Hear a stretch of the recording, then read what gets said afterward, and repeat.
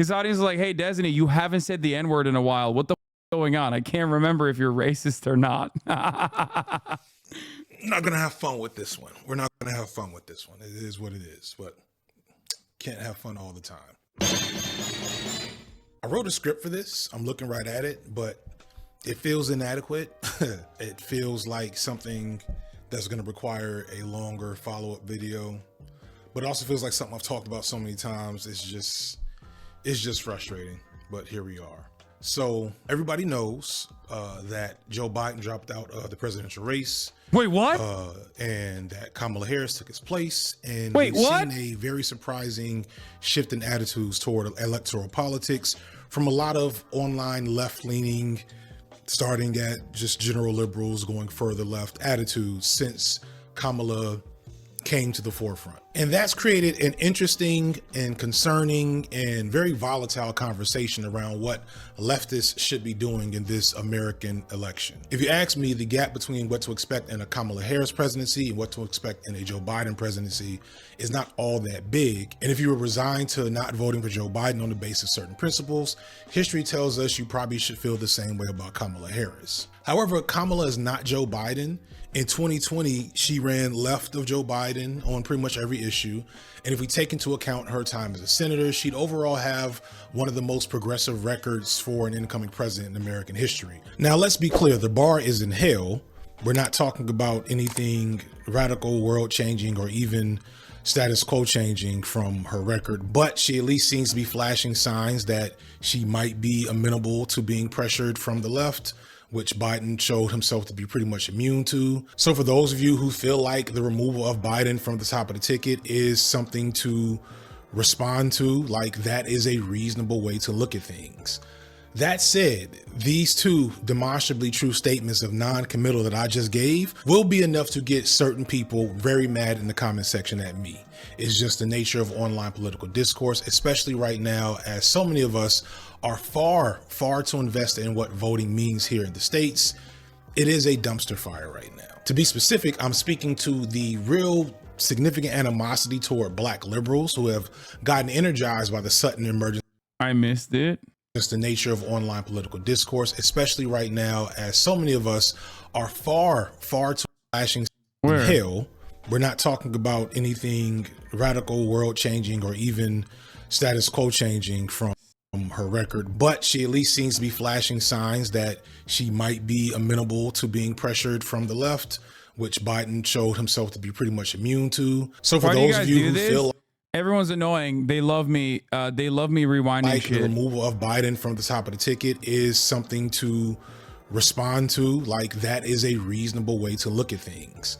That said, these two demonstrably true statements of non-committal that I just gave will be enough to get certain people very mad in the comment section at me. Wait, he's not saying I will get mad at him. He's saying that chatters are so dumb.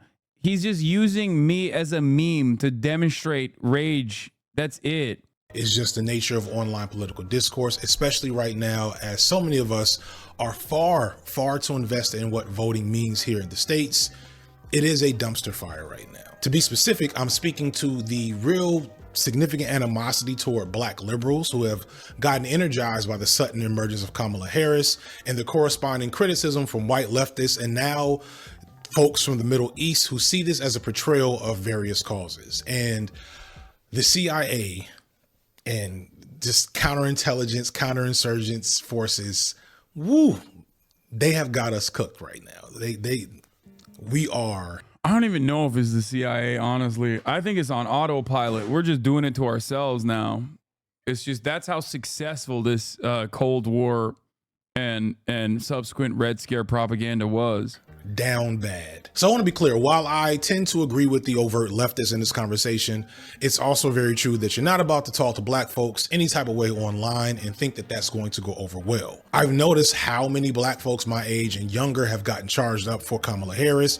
It's starting to remind me of Obama in 2008, which is wild because this is not how we were feeling about Kamala in 2020, or to be honest, the last 4 years.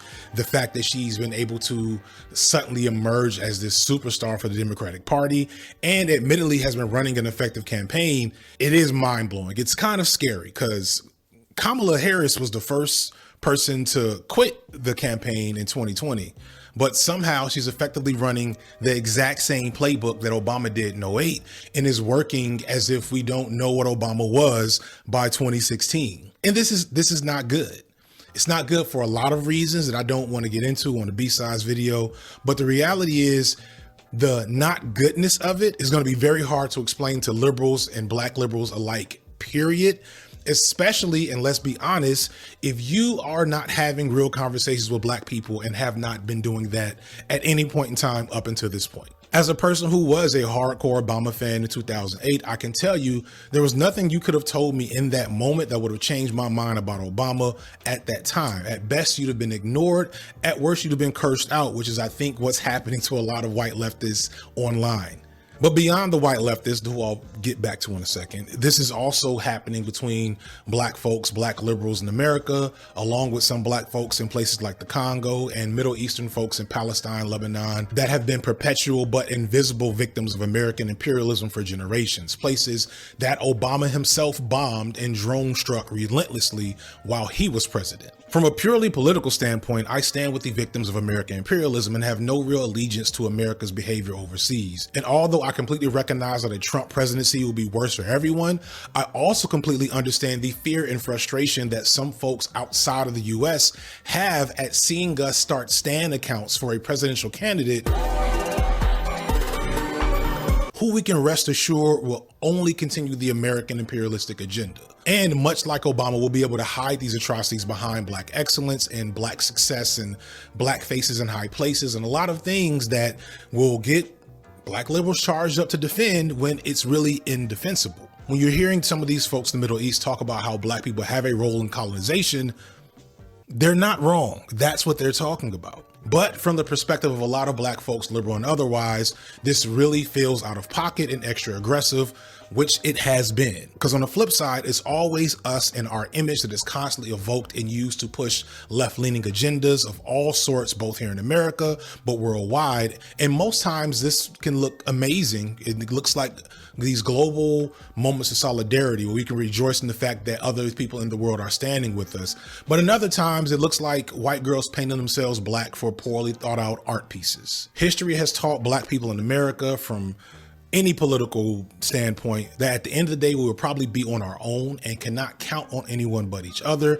And even then, I mean, if you look at like the Black Lives Matter organization and what that did, you can't even count on black folks sometimes. And that's really frustrating because it's a reminder of how virulent and ever-present anti-blackness is and how it comes out so quickly and reflexively. As soon as any given person that considers himself an ally has a problem with something a black person said or did, the anti-blackness is just like, it's like Tourette's syndrome. Like it just comes right out.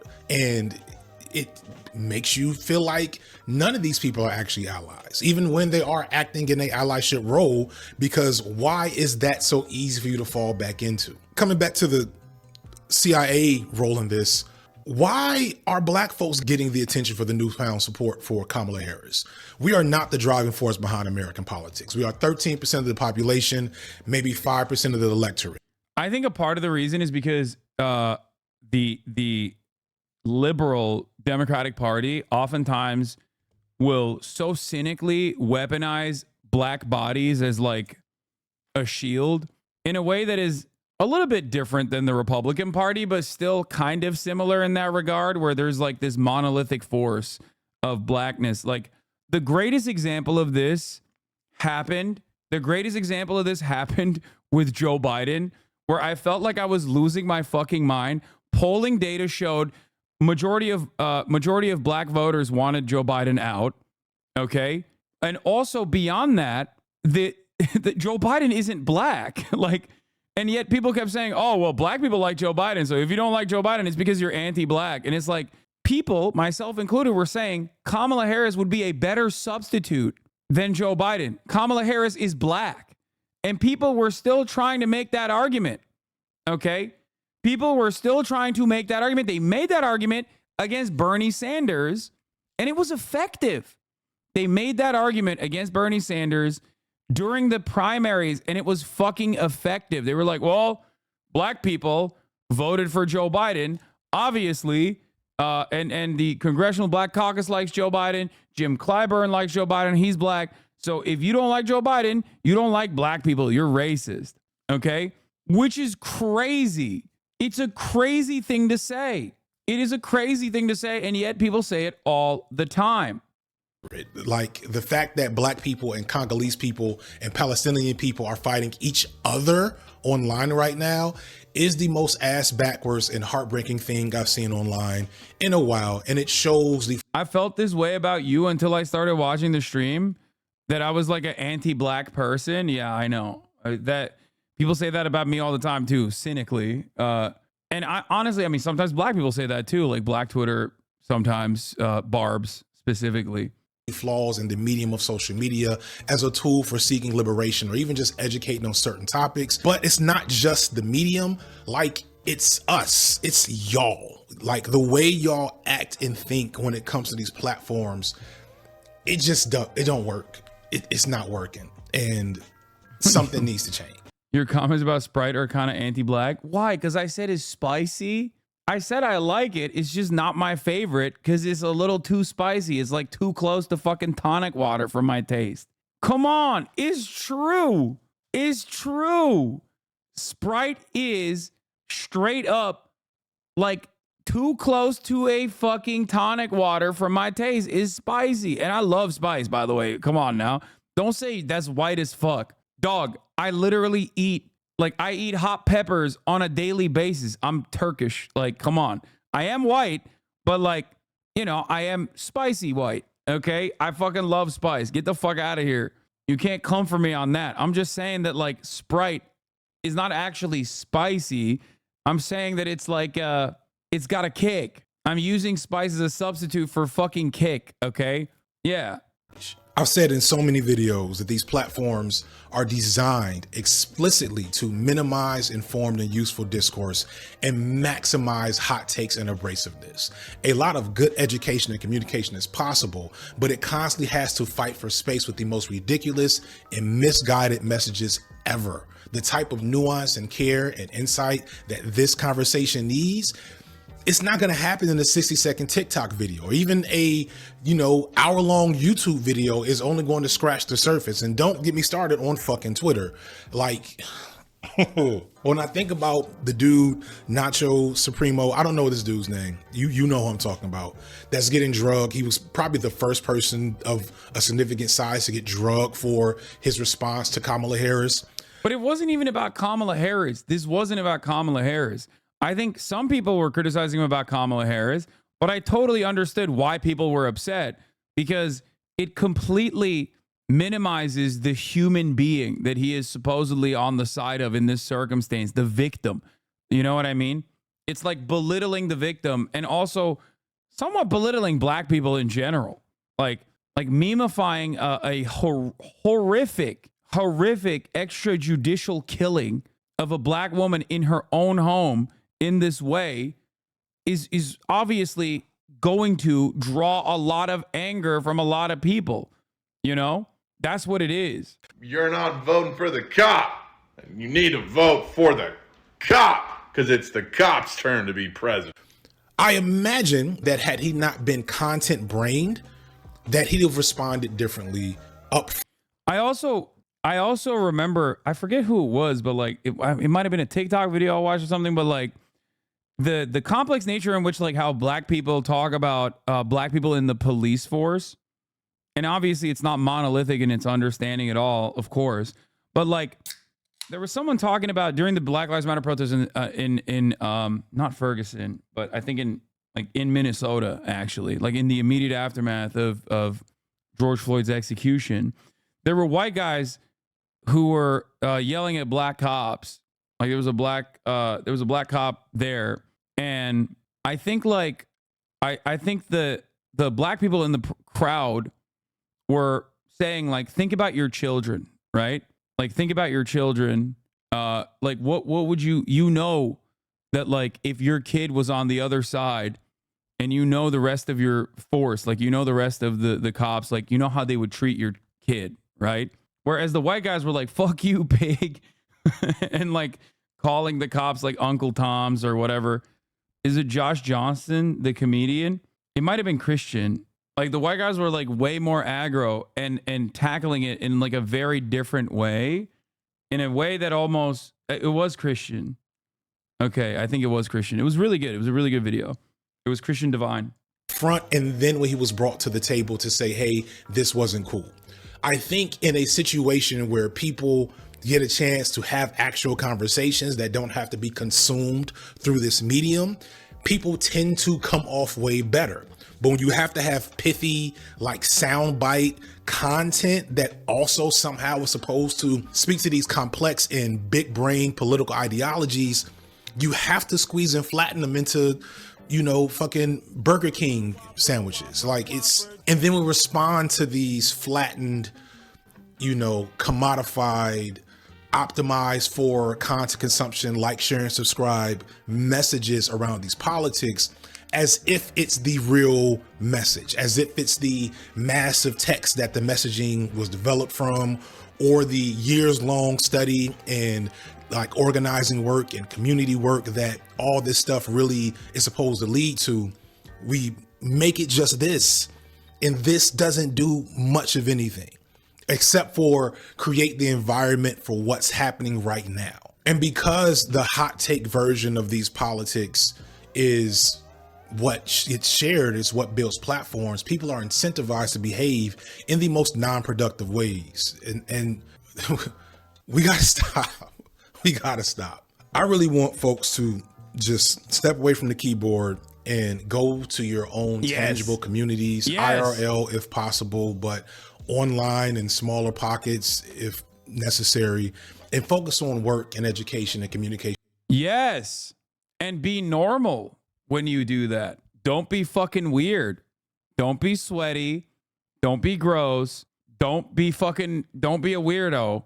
Identify the things, identify the pain points, the pressure points in your community, and figure out a good way to communicate how to fix those problems. Okay? For the chatters who don't understand why that video was bad, the Machino Dorito video is a weird form of dehumanization that distilled a real life black woman down to a simple talking point to be weaponized. It was out of pocket, even if the idea was correct. Yeah. Also, he does have like he gives off very arrogant vibes. Like he has a very sanctimonious, smug attitude, which I'm sure plays a big role.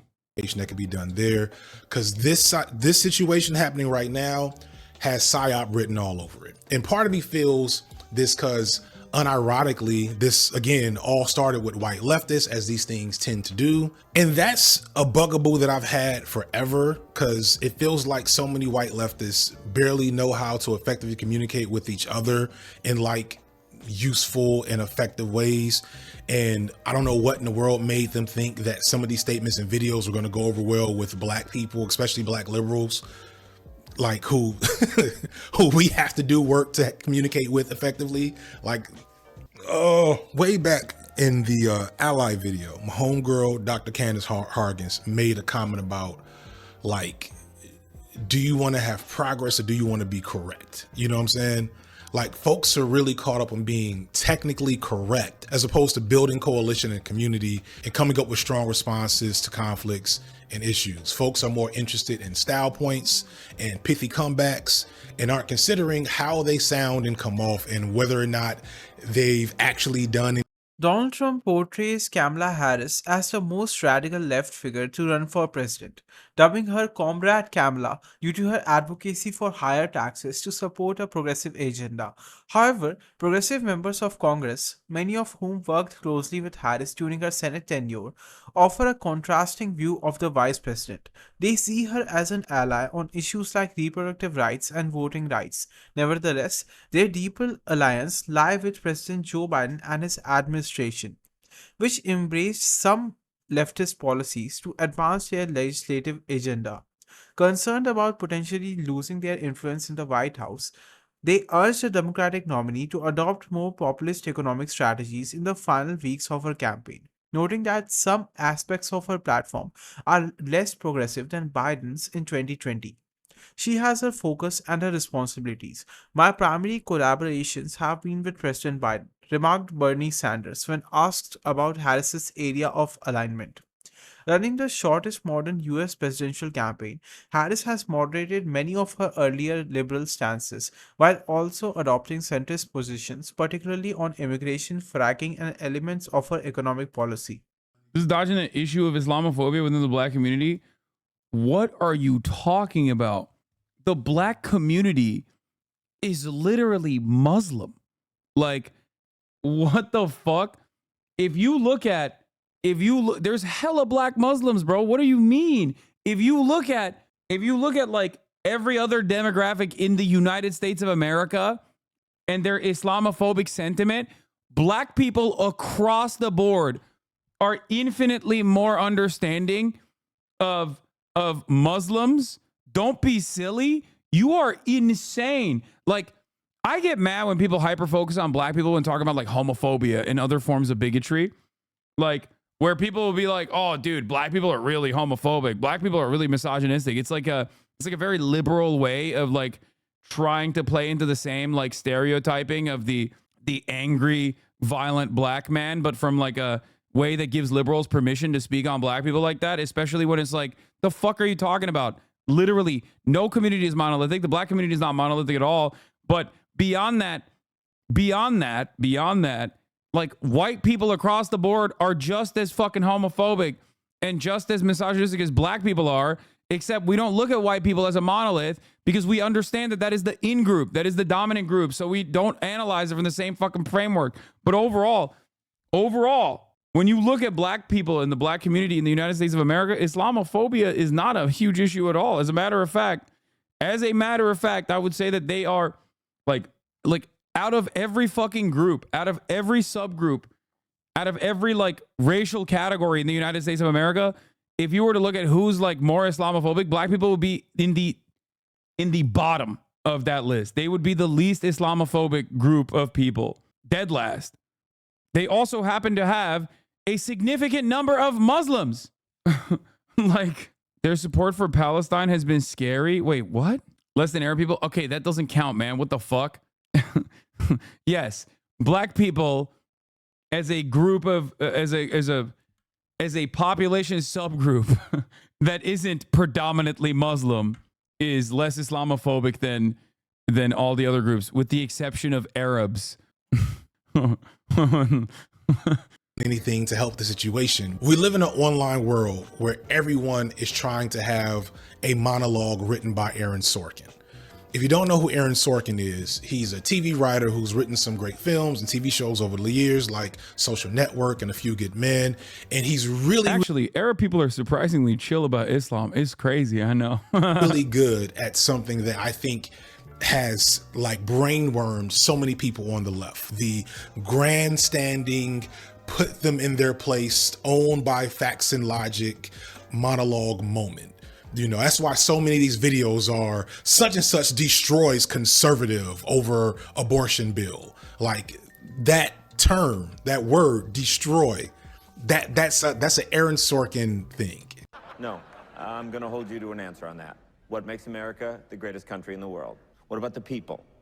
Why is America not the greatest country in the world, Professor? That's my answer. Let's talk about... Fine. Sharon, the NEA is a loser. Yeah, it accounts for a penny out of our paycheck, but he gets to hit you with it anytime he wants. It doesn't cost money. It costs votes. It costs airtime and column inches. You know why people don't like liberals? Because they lose.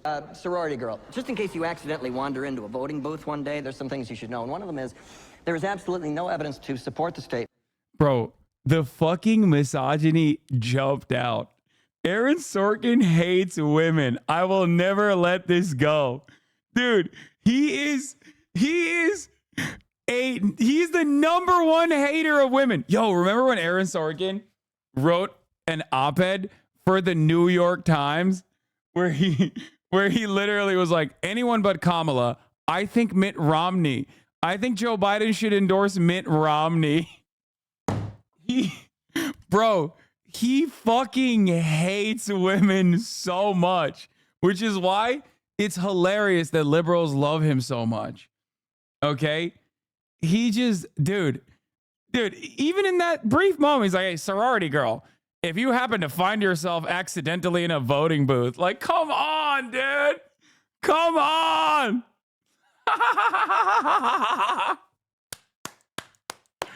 I love Aaron Sorkin.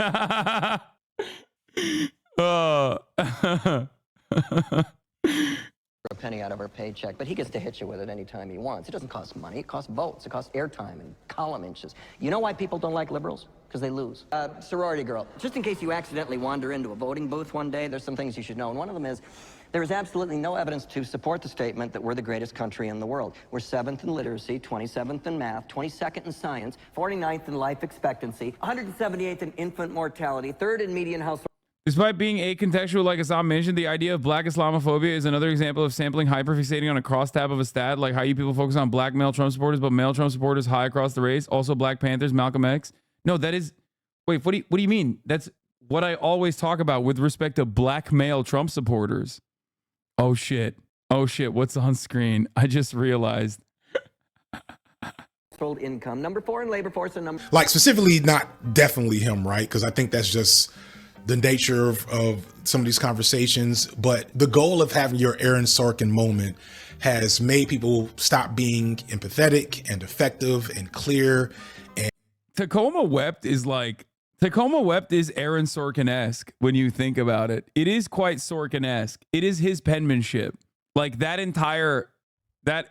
Tacoma Wept, and also, oh my God, I'm realizing Tacoma Wept and the fucking, excuse me for knowing the intricacies of goblin porn.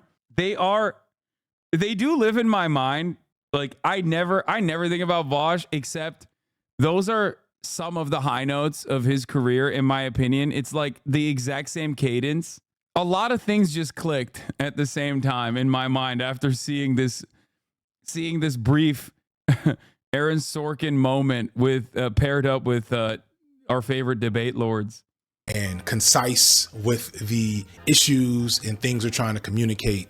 And we don't know how to talk to each other, but we do know what it feels like to get a standing. The other one is the tactical N-word usage. Yeah, that's another good one. God, Bosch has so many good moments. It's like short stack goblin. At the 5th minute mark, I use an N-word, a big one. And I used it because I wanted to show my interlocutors that I'm not afraid of this word. And you could see it was successful because it got them to be shocked. I don't know any of the references, and I'm so comfortable with that. I'm 2 hours away from being inside someone. It's so good. He is a poet. That word has no power over me. In this video, I drop an N-bomb, big one, hard R. I did this to show my interlocutors that their language doesn't impress me, that their slurs don't frighten me or disarm me. You can see from their reactions that it worked. They were clearly taken aback. It was a power over which I am entirely unashamed of, but I understand how that language might have upset some of you. It's so good. It's so fucking good. How do you write that? How do you think that? Ovation for having the best, strongest, most conservative, destroyed, got wrecked comeback that you can muster. Moments like that make for excellent TV, and they're cathartic. When an issue or topic is bothering you and someone who... Wait, who is that copy pasta of Destiny or Vosh? Vosh, duh. Destiny would never have to fear his audience. His audience yells at him when he doesn't say the N-word. His audience is like, hey, Destiny, you haven't said the N-word in a while. What the fuck's going on? I can't remember if you're racist or not. Like that fucking stream sniper who was like, I'm shaking. Oh my God. I think Hasan is here. I'm shaking. I'm shaking. And then he came up and he was like, Destiny made you. And then we found out he was like calling black people monkeys on the timeline. The least shocking event of all time. You see as intelligent and witty and well-learned can like nail the issue and nail exactly what you're feeling. That's cathartic. You want to hear someone you trust break something like that down.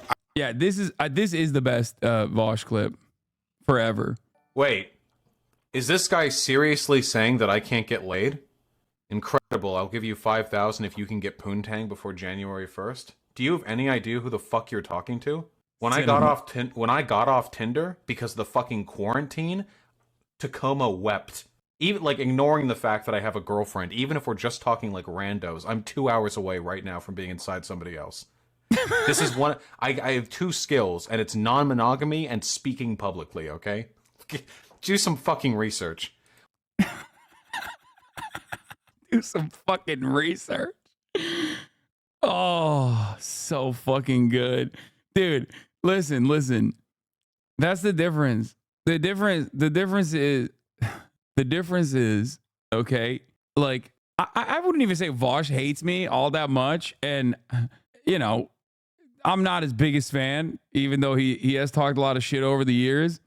But like, I do appreciate the artistry here. Okay, I can separate the art from the artist, and I can appreciate this. Okay, whereas I feel like my haters fucking do not like me and want me to die, especially Destiny. Is this a Tacoma Wept clip? Yes. Is FD actually calling you out in this video? I feel like you go through the pains to not do what he's saying. No, he's not calling me out in this.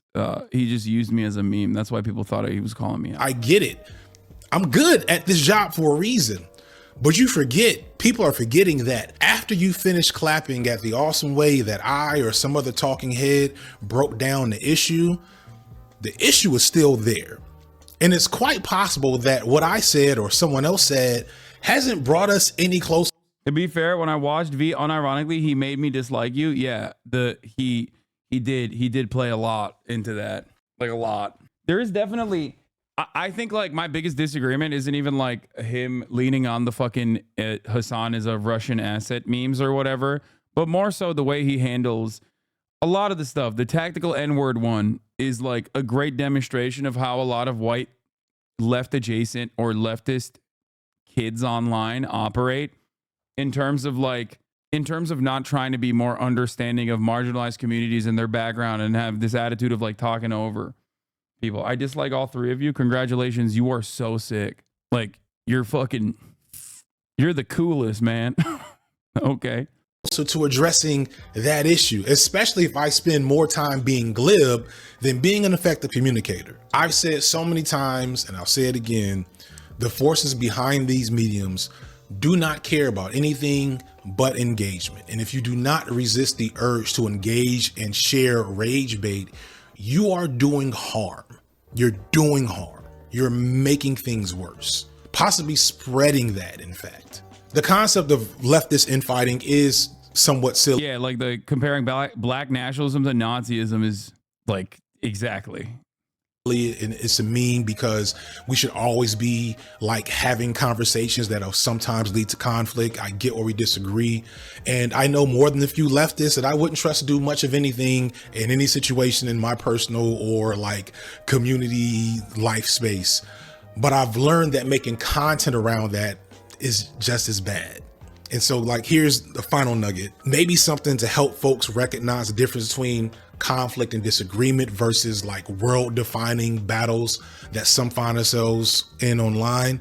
Listen closely. I went to high school with that stream sniper. He was bragging about it on his IG story afterwards too. God damn, dude.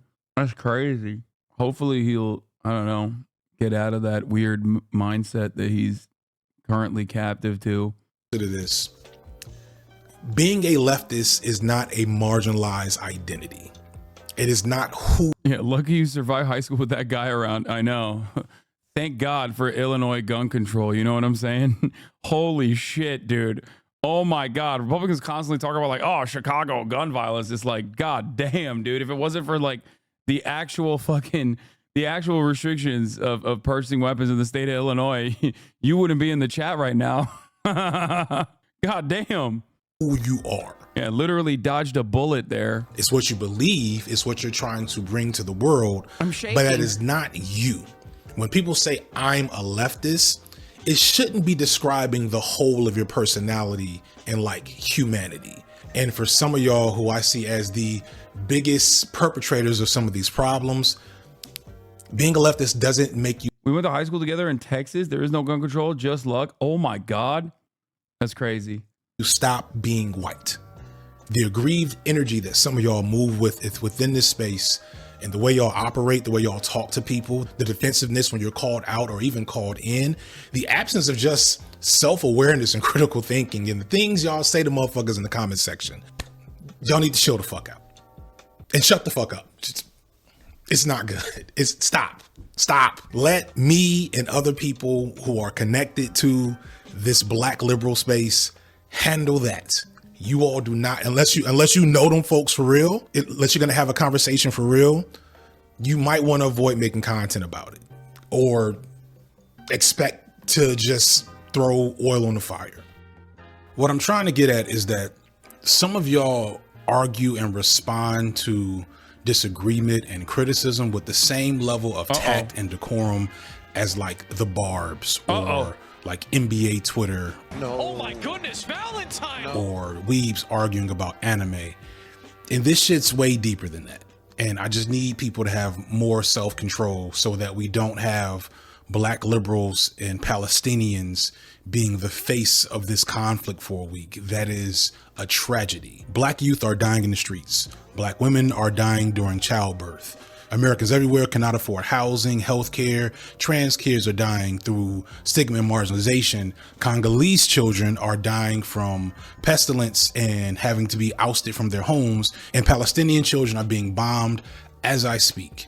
And there is nothing you can immediately do to stop any of those things from happening. Most of you, there's not anything you could do right now when this video is over. And any work you actually do, which you should, will only produce results in maybe weeks, more likely months, or even years.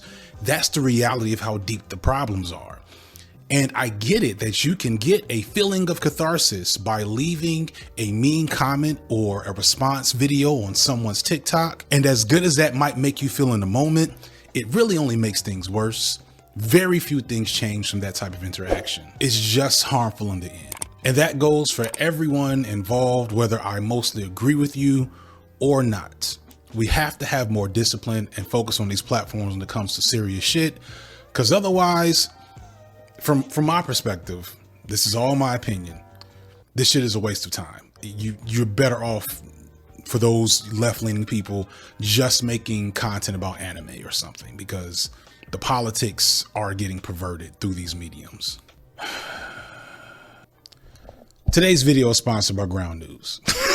Given how few Americans believe the country is heading in the right direction, former President Donald Trump should be comfortably leading this election. Yet, Trump and Vice President Kamala Harris remain in a tight race. It's uncertain whether Harris can continue to appeal to voters who feel pessimistic about the nation's trajectory. What is clear is that for Harris to secure a victory next month, she will need to overcome significant obstacles, though recent history suggests she still has a chance. When we talk about these challenges, we are looking at more than just polling numbers. Key indicators, such as how many Americans believe the country is on the right track, come into play. Historically, fewer Americans have thought the country was moving in the right direction, but the current numbers are especially low. According to the latest NBC News poll, only 28% of Americans feel positive about the country's direction, a sharp decline from the over 40% who felt that way when Joe Biden took office in 2021. A figure like 28% is far from ideal for a party in power heading into an election. Since 1980, when the president's party won the election, an average of 42% of Americans believed the country was on the right track. Conversely, when the president's party lost, that number averaged just 25%. Today's 28% aligns more closely with those losing scenarios. In fact, there is no historical precedent of the party in power winning re-election when fewer than 39% of Americans felt the country was headed in the right direction. Harris faces another challenge in terms of presidential approval ratings. While Biden is not on the ballot, his approval rating still plays a role. No party has ever won when the president's disapproval rating outweighed his approval, and currently, Biden's disapproval rating is about 10 points higher than his approval. These factors, along with other indicators of public sentiment, don't bode well for Harris. If you found this video informative, then make sure to hit the like button and subscribe to this channel for more videos like this, and thanks for watching.